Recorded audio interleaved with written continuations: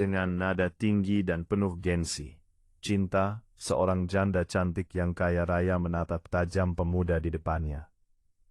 Kamu cuma pemuda desa, mana mungkin bisa menyembuhkan anak saya? Nada suaranya terdengar sombong diikuti senyum sinis yang menusuk hati. Ia lalu menambahkan sambil tertawa kecil. Kalau dalam 2 bulan, kamu bisa membuat anak saya bicara, aku ikhlas jadi istrimu. Malam itu, kompleks perumahan elit di pinggiran kota tampak begitu sunyi. Seolah waktu berhenti di antara gemerlap lampu taman yang lembut. Rumah-rumah megah berdiri berjejar bagai istana. Namun di balik kemewahan itu, ada satu rumah besar yang menyimpan kisah sepi. Rumah milik Tia, seorang janda kaya berusia 35 tahun. Dari luar rumahnya terlihat hidup. Taman rapi, lampu indah, mobil mahal di garasi. Tapi di dalamnya hanya ada 2 suara, langkah kaki cinta, dan desahan lembut seorang anak kecil bernama Rara. Rara, putri tunggalnya yang berusia 5 tahun, belum pernah mengucapkan satu kata pun seumur hidupnya. Tidak pernah tertawa, tidak pernah memanggil mama. 5 tahun Citia berjuang membawa anaknya ke berbagai dokter, terapis, bahkan sampai ke luar negeri. Namun hasilnya tetap sama sunyi.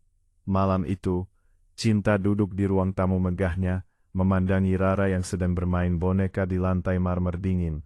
Pandangan matanya kosong. Kenapa kamu nggak bisa bicara, nak? Bisiknya pelan, hampir seperti doa yang hilang di udara. Mama sudah lakukan segalanya. Di mata orang lain, hidup Cinta sempurna. Wajah cantik, harta berlimpah, status tinggi. Tapi semua itu tak berarti tanpa suara kecil yang memanggilnya mama. Di kompleks, orang mengenalnya sebagai wanita sombong, berkelas, dan sulit didekati. Namun sesungguhnya kesombongan itu hanyalah dinding yang ia bangun untuk menutupi kesepian yang menggerogoti hatinya setiap malam. Hingga suatu pagi, hidup Cintia berubah. Saat ia sedang menunggu tukang kebun yang biasanya datang, muncul seorang pemuda desa yang belum pernah ia lihat sebelumnya. Bajunya sederhana, kulitnya legam terbakar matahari. Di punggungnya tergantung tas kecil berisi peralatan herbal. Dengan sopan ia menyapa, "Selamat pagi, Bu. Saya Bayu, orang baru dari desa seberang. Saya menggantikan Pak Joni yang sedang sakit." Cinta menatapnya dari ujung rambut hingga kaki dengan tatapan sinis. "Pemuda desa, ya sudah, asal kerja cepat dan gak bikin kotor, silahkan." Bayu hanya tersenyum dan mengangguk. Ia mulai bekerja di taman yang rindang itu. Sementara Rara duduk di ayunan memandangi pemuda itu dengan mata polos. Bayu berhenti sejenak lalu berkata lembut, "Cantik sekali, Dek. Mau bunga?" Ia memetik setangkai bunga kecil dan meletakkannya di pangkuan Rara. Dan entah keajaiban dari mana, bibir kecil Rara terangkat. Senyum tipis muncul untuk pertama kalinya setelah bertahun-tahun. Dari teras, Cinta melihat kejadian itu dengan wajah tercengang. Dalam hatinya timbul rasa heran bercampur tidak suka. Anak ini nggak pernah senyum sama siapapun. Kok bisa?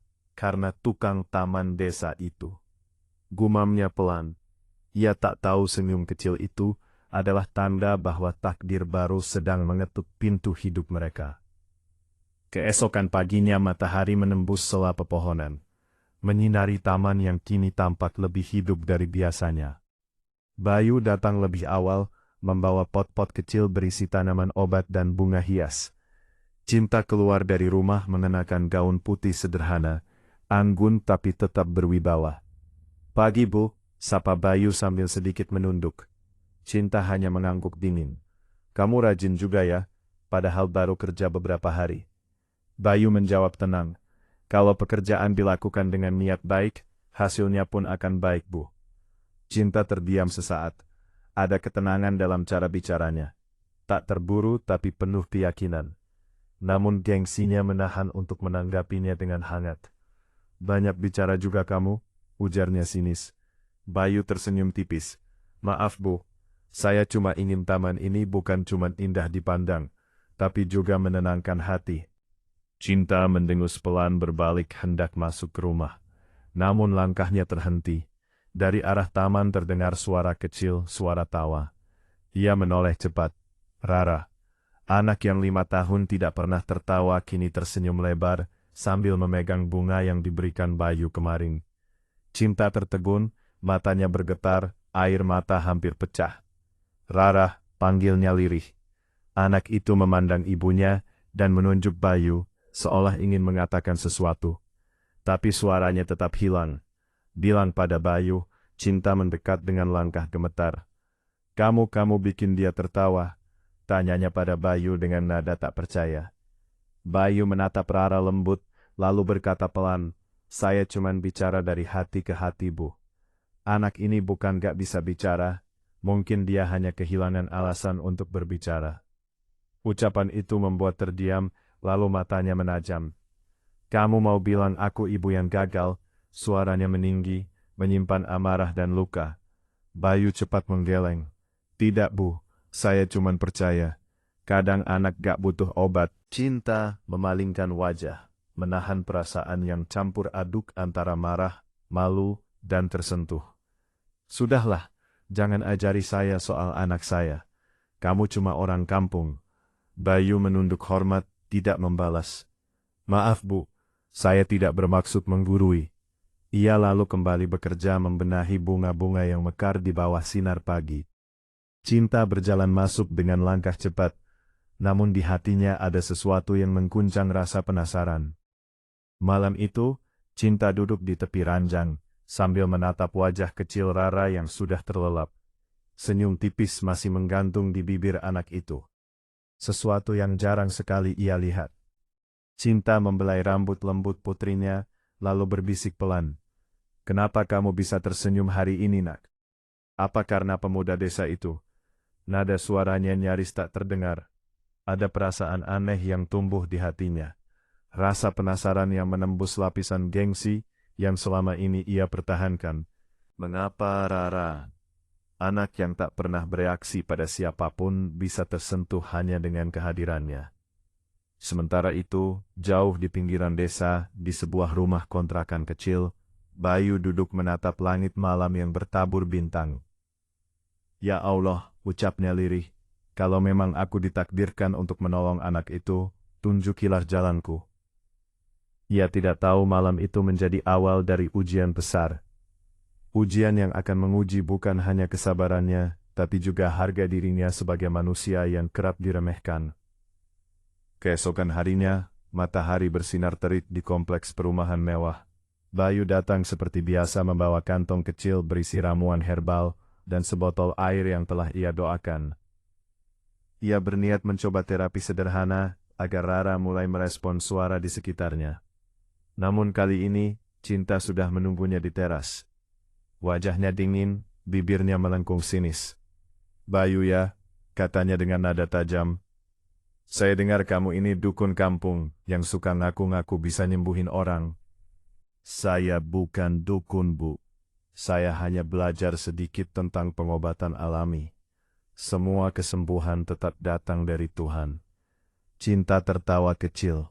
Suaranya terdengar tajam dan penuh ejekan. "Tuhan, kalau Tuhan mau, anak saya pasti sudah sembuh dari dulu. Saya sudah bawa dia ke dokter, ke terapis, bahkan ke luar negeri. Semua gagal. Kamu pikir dengan daun-daunan dan air itu kamu bisa bikin dia bicara?" Rara yang duduk di taman menatap ibunya bingung, belum mengerti arti pertengkaran itu. Bayu hanya menunduk, menahan diri, sementara matanya memancarkan keteguhan yang membuat Cinta semakin jengkel. "Sudah, jangan pura-pura bijak," bentak dia lagi. "Kamu cuma pemuda desa, kamu bahkan gak pantas berdiri di taman rumah saya. Cuma karena anak saya tersenyum sekali, bukan berarti kamu bisa apa-apa." Suasana menegang. Para asisten rumah tangga yang melihat dari kejauhan menahan napas takut tapi penasaran. Bayu mengangkat wajahnya perlahan menatap dengan tenang. "Saya tidak bermaksud melewati batas, Bu. Saya hanya ingin membantu. Tapi kalau Ibu keberatan, saya bisa pergi sekarang juga." Cinta menatapnya tajam, namun di balik sorot matanya ada gejolak yang tak ia pahami. Ia benci ketenangan Bayu, benci karena pemuda itu tidak mudah terpancing oleh amarahnya. Ia ingin menguji batas kesabarannya. Baik, katanya akhirnya dengan nada menantang. Kalau kamu yakin dengan omonganmu, aku kasih waktu 2 bulan. 2 bulan untuk buktikan bahwa kamu bisa membuat anakku bicara. Kalau gagal, jangan pernah injakan kaki di kompleks ini lagi. Bayu tetap tenang.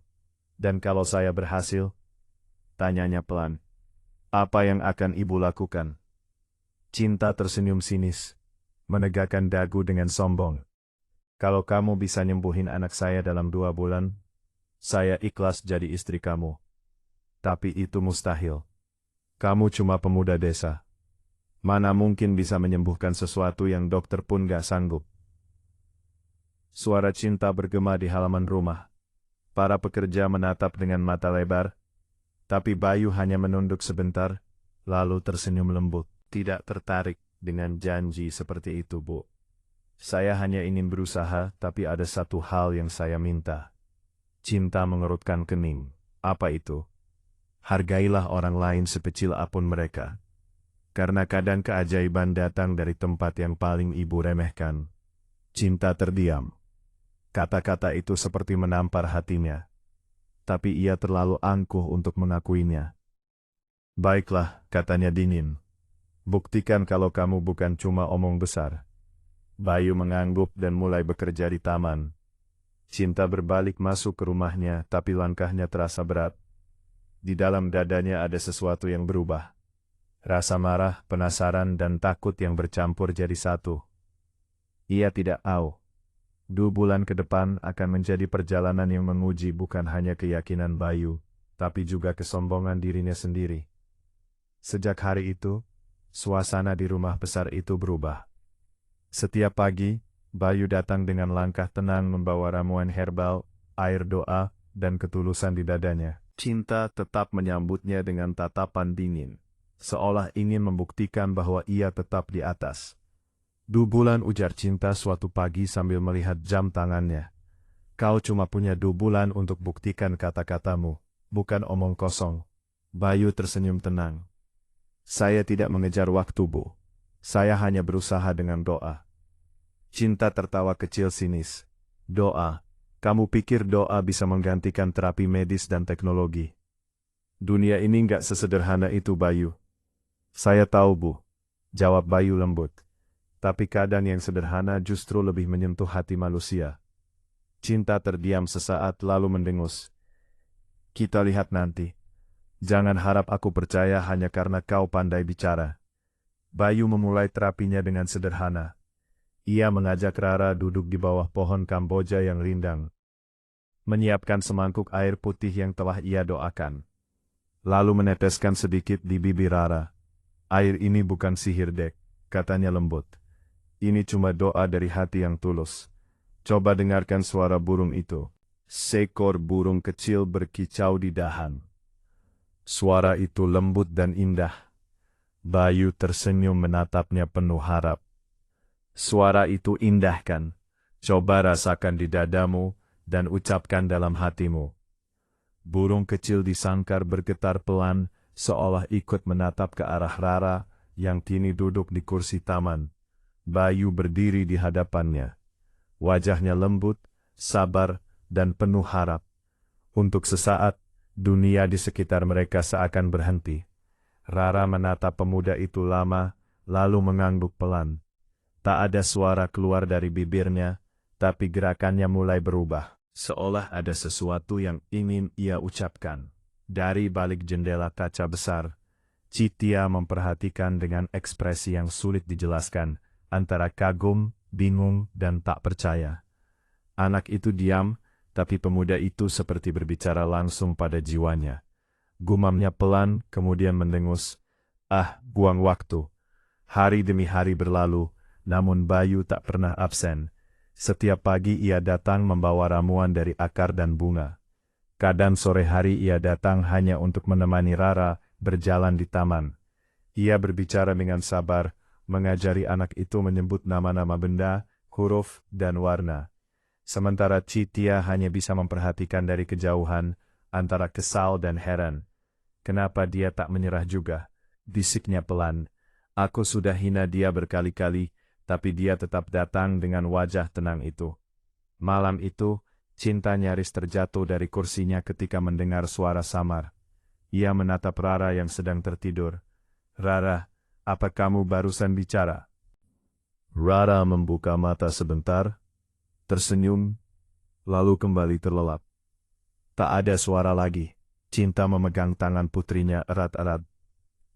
Air matanya menetes tanpa ia sadari. "Mungkin cuman halusinasi," katanya menenangkan diri.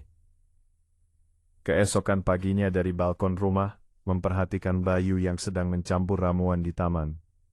Ada sesuatu pada wajah pemuda itu. Ketenangan yang sulit dijelaskan. "Kenapa aku jadi memperhatikan?" Batinnya kesal. "Tidak. Aku hanya ingin membuktikan kalau dia pasti gagal." Tapi di lubuk hatinya yang paling, mulai takut. Takut kalau pemuda desa itu benar-benar bisa melakukan sesuatu yang tak bisa dilakukan siapapun. Minggu sudah berlalu sejak hari pertama Bayuan. Tak sekalipun ia absen, ia tak datang demi uang, tak pula demi janji yang pernah diucapkan Citia, tapi karena niatnya tulus. Setiap pagi ia duduk di taman berbicara dengan Rara tanpa kata, hanya lewat tatapan mata dan gerak bibir. Ia mengajarinya merasakan getaran suara, menggerakkan lidah, dan mengucapkan pelan. "Coba lihat bibir Om." "Ya," ucapkan Ma. Rara menatapnya dalam-dalam, lalu mencoba. Udara seakan berhenti sesaat. Bibir kecil itu bergerak, tapi belum ada suara. Bayu tetap sabar, menuntun dengan lembut, seperti seorang ayah yang mengajari anaknya berbicara untuk pertama kali. Dari balik jendela, menyaksikan semuanya. Ia melihat perubahan kecil pada Rara. Dari takut menjadi percaya. Tapi bukannya bahagia, hati Cinta justru marah. "Kenapa anakku lebih dekat dengan orang kampung itu?" desisnya sambil menutup tirai dengan keras. "Dia cuma tukang kebun. Apa yang bisa dia lakukan yang tak bisa dokter lakukan?" Malamnya Citia duduk di sisi ranjang. Rara tidur dengan senyum damai di wajahnya. Cinta menggenggam tangan kecil itu, berbisik pelan. "Kenapa kamu makin sering tersenyum, Nak? Apa benar karena pemuda itu?" Air matanya jatuh, tapi segera ia hapus. Gengsinya menolak mengakui bahwa rasa hormat mulai tumbuh untuk pemuda yang dulu ia hina habis-habisan. Dan hari itu akhirnya datang. Saat Bayu mulai melatih Rara mengucapkan huruf-huruf, tiba-tiba terdengar suara samar dari tenggorokan kecil itu. Ma hanya satu suku kata. Sangat pelan, tapi cukup untuk membuat dunia berhenti berputar sesaat. Bayu tertegun lalu menatap Rara dengan mata berkaca. "Iya dek, bagus sekali. Sekali lagi, ayo Ma." "Ma," kali ini terdengar lebih jelas. Cintia yang kebetulan lewat di koridor berhenti mendadak. Matanya membesar, tubuhnya gemetar saat berlari ke taman. "Rara, kamu barusan bilang apa?" Suaranya bergetar. Rara tersenyum mencoba mengulang. Bibirnya bergerak pelan. Cinta tak sanggup menahan air mata. Ia berlutut di tanah, memeluk anaknya erat-erat. "Ya Allah, apa ini nyata?" Bayu hanya tersenyum tenang. "Perlahan saja, Bu. Ini baru awal. Jangan paksa dia bicara terus. Yang penting dia sudah percaya bahwa suaranya ada." Cinta menatap Bayu lama. Ada sesuatu yang berubah di matanya. Rasa kagum yang ia sembunyikan di balik tembok gengsi mulai retak. "Bagaimana kau bisa melakukannya?" tanyanya lirih. Bayu tersenyum tipis. "Saya tidak melakukan apa-apa, Bu. Saya hanya membantu anak ibu menemukan keberaniannya." Kata-kata itu menampar batinnya lebih keras dari apun. Cinta terdiam. Bayu berpamitan melangkah pergi dengan langkah pelan dan tenang. Malam itu tak bisa tidur. Suara Ma yang keluar dari bibir Rara terus terngiang di telinganya. Ia menatap foto mendiang suaminya di meja. Lalu berbisik, mungkin pemuda itu bukan orang biasa. Namun gengsi masih menahannya untuk percaya sepenuhnya. "Tidak, Ini pasti kebetulan, katanya menolak. Tapi jauh di dalam hatinya, Cinta tahu keajaiban itu baru saja dimulai. Hari-hari berikutnya berjalan dengan nuansa yang berbeda. Cinta, wanita yang dulu menatap rendah pemuda desa bernama Bayu, kini tak lagi bersuara setiap kali pria itu datang. Ia tak melarang, tak mengejek, tapi juga belum berani mengakui bahwa dalam hatinya perlahan tumbuh kepercayaan. Setiap kali Bayu muncul di gerbang, anak kecil itu langsung berlari menuju taman dengan mata berbinar menanti sesi terapi yang selalu dibalut permainan sederhana. Kadang Bayu membawa daun-daunan, mengajaknya menebak bentuk. Kadang menunjuk bunga atau langit, lalu mengucap perlahan, "Ini bunga." Rara mengikuti pelan, "Bu Bayu tersenyum hangat. "Bagus sekali, Dek. Sekarang coba bilang Mama." Dan kali ini suara itu keluar lebih jelas. Mak Bayu menahan haru. Sementara dari balik jendela, Citia menutup mulutnya sendiri, berusaha menahan tangis yang tiba-tiba mengalir. Anaknya benar-benar mulai bicara. Sore itu, Citia akhirnya turun ke taman. Ia berlutut di belakang Rara yang sedang duduk di ayunan. "Sayang," bisiknya pelan. "Coba bilang ke Mama lagi, Nak." Rara menoleh dengan senyum polos. "Nak." Air mata Citia pecah seketika. Ia memeluk anaknya erat sambil menangis terseduh. "Ya Allah, setelah 5 tahun aku dengar suara anakku lagi." Bayu berdiri tak jauh dari mereka, menunduk penuh syukur. Ia tak ingin mendapat pujian apun, tapi menatapnya lama. Kali ini bukan dengan kesombongan, melainkan rasa malu yang begitu dalam. Malamnya, Cinta menatap cermin besar di kamarnya.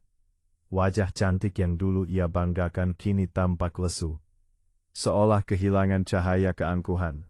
"Kenapa aku begitu kejam padanya?" gumamnya lirih. "Dia menolong anakku tanpa pamrih, sementara aku menghina harga dirinya." Ia teringat ucapan lamanya, "Kamu cuma pemuda desa, mana mungkin bisa menyembuhkan anak saya." Kini kalimat itu menggema di kepalanya seperti cambuk yang menyakitkan. Keesokan paginya, Cinta memutuskan menyambut Bayu dengan cara berbeda. Saat pemuda itu datang, ia menyuguhkan teh hangat dan berkata pelan, "Bayu, terima kasih sudah terus datang. Aku tahu aku sudah banyak salah." Bayu menatapnya sopan dan menjawab lembut, "Saya tidak menyimpan dendam, Bu. Saya hanya melakukan apa yang bisa saya lakukan, menunduk." "Tapi kenapa kamu mau repot menolong kami, padahal aku?" Bayu menjawab tenang. "Karena setiap manusia layak ditolong, apalagi anak sekecil Rara." Suaranya bukan sekadar anugerah, tapi doa yang belum sempat dijawab Tuhan. Cinta terdiam. Kata-kata itu menembus dadanya. Untuk pertama kali ia merasa kecil. Lebih kecil dari pemuda desa yang dulu ia hina. Hari demi hari berlalu, Rara mulai bisa mengucap beberapa kata. Bunga, air, dan yang paling membuat Citia menangis. Suatu sore anak itu berkata dengan jelas, "Mama, sayang." Cinta langsung berlutut di taman menangis sejadi-jadinya, sambil memeluk Rara erat. Bayu menatap dari jauh, matanya berkaca. Ia tahu tugasnya hampir selesai. Tapi dalam hati ada perasaan aneh. Bukan cinta, bukan kagum, melainkan iba pada seorang wanita yang akhirnya belajar makna kerendahan hati. Namun, Cinta justru mulai diliputi ketakutan baru.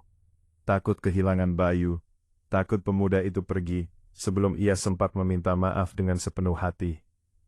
2 bulan berlalu sejak tantangan itu dimulai. Hari itu langit tampak cerah. Bunga-bunga yang dulu layu kini bermekaran, seolah ikut merayakan perubahan besar di rumah itu.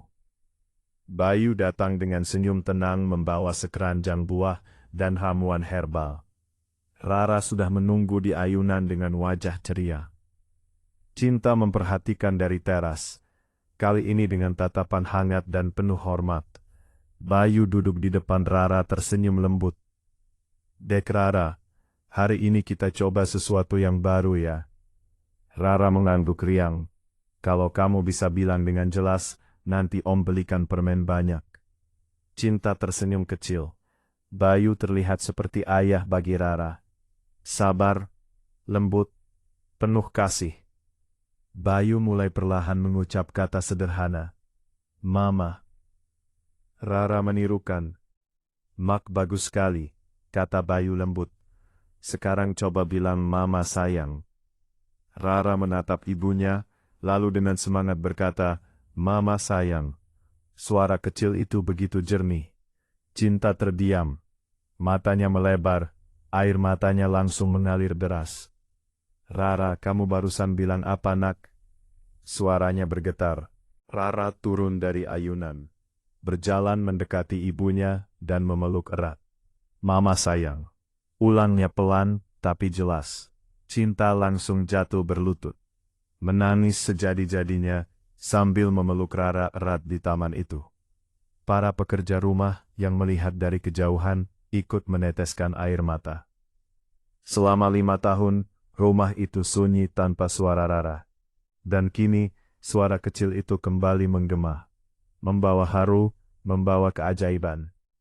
Matahari sore perlahan tenggelam ketika Bayu berdiri tak jauh dari Cinta dan Rara. Ia menunduk tenang, tak ingin jadi pusat perhatian. Namun tiba-tiba suara Cinta yang bergetar memanggilnya. Bayu, tolong ke sini. Pemuda itu mendekat dengan langkah hati-hati. Di hadapannya, Cinta berlutut sambil menatapnya penuh air mata. Kau benar-benar membuat anakku bicara. Kau tahu apa artinya ini bagiku? Suaranya gemetar di antara tangis. Bayu tersenyum lembut. Saya tidak membuat apa-apa, Bu. Semua karena izin Allah. Saya hanya perantara. Cinta menggeleng. Air matanya makin deras. Tapi aku sudah menghina kamu, merendahkanmu, menyebutmu tukang kampung. Aku bahkan menertawakan doamu. Bayu tetap menatapnya tanpa amarah. Saya tidak pernah marah, Bu. Kadang manusia baru bisa melihat cahaya setelah tersesat dalam gelapnya gengsi.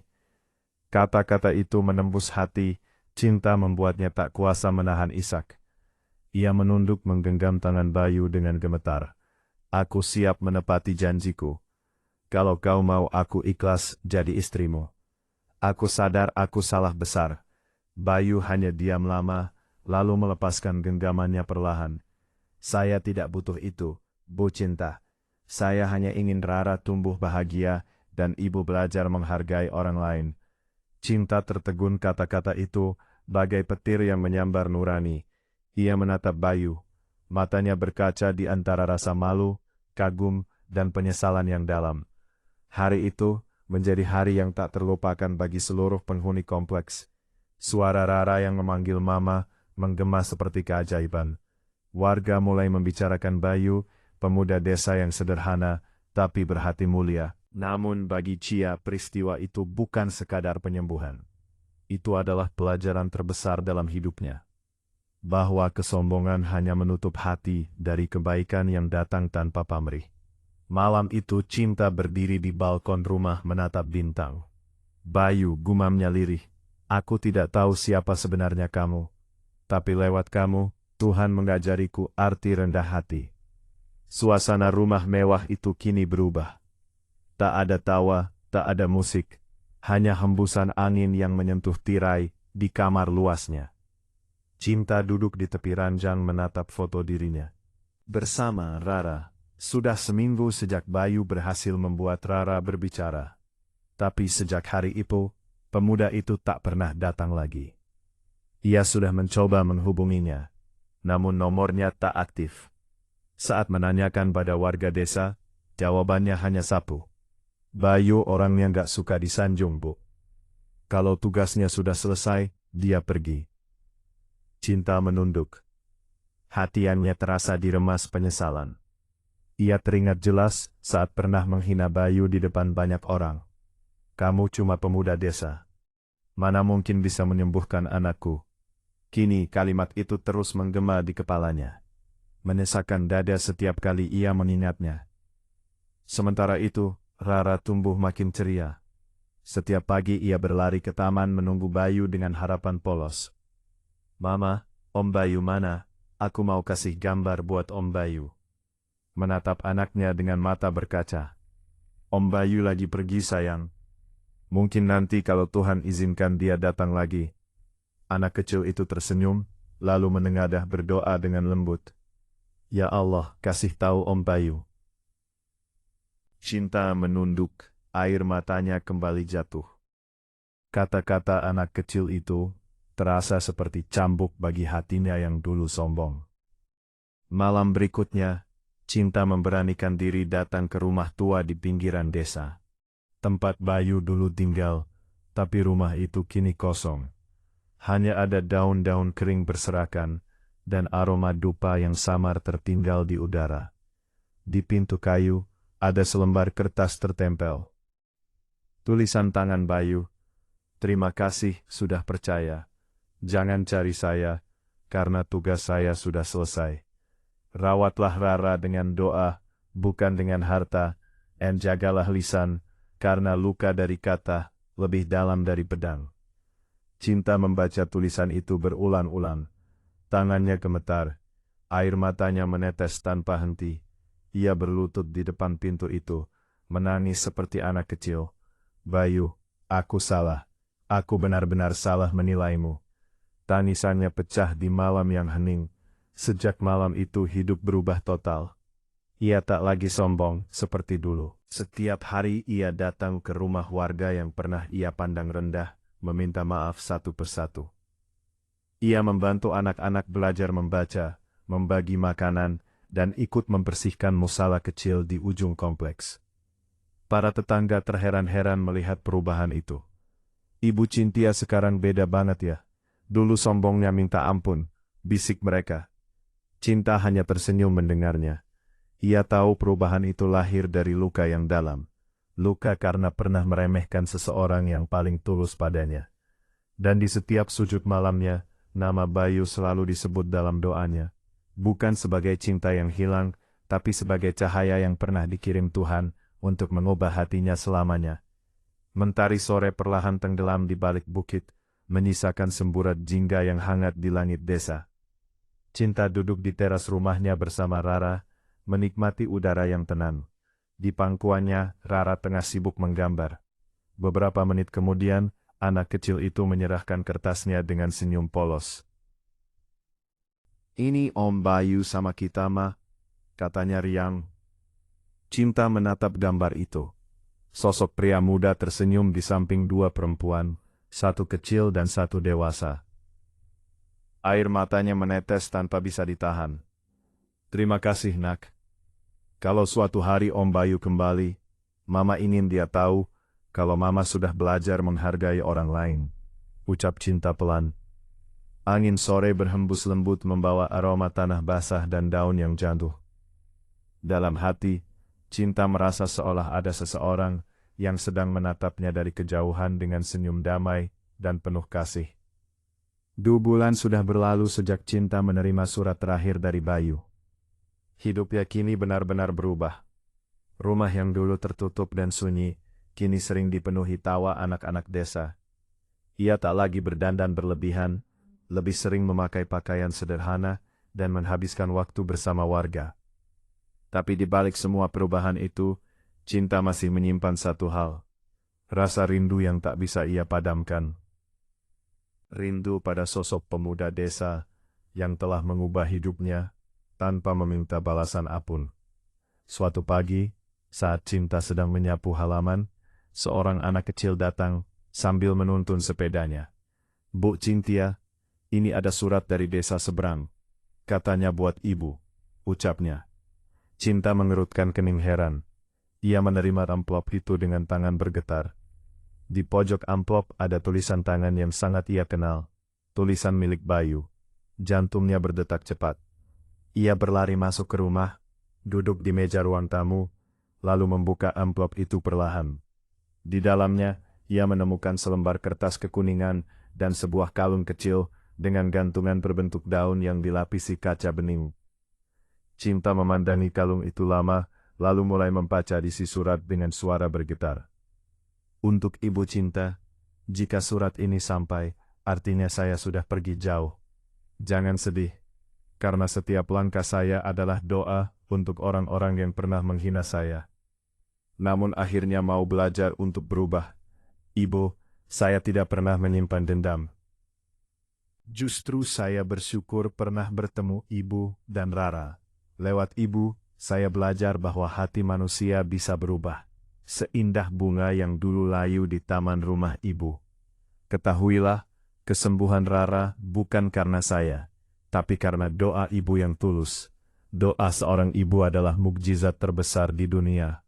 Kalung kecil ini adalah simbol daun pertama yang jatuh di hari Rara bisa bicara. Tanda bahwa dari sesuatu yang gugur pun, Tuhan bisa menumbuhkan harapan baru. Tetaplah jadi orang baik, Nona Cinta. Dunia ini tidak kekurangan orang pintar, tapi sangat kekurangan orang yang tahu cara menghargai sesama. Bayu Caya menutup surat itu dengan tangan gemetar. Air matanya jatuh deras tanpa bisa ditahan. Ia memeluk surat itu erat-erat ke dada. Menangis lama. Bukan karena kehilangan, tapi karena merasa telah disembuhkan. Bukan oleh manusia, tapi lewat ketulusan seseorang yang Tuhan kirim dalam hidupnya. Malam pun tiba. Cinta duduk di teras rumah, menatap langit bertabur bintang. Di sampingnya, Rara duduk sambil memegang kalung kecil itu. "Mama, Om Bayu ada di mana sekarang?" tanyanya polos. Cinta tersenyum menatap langit yang luas.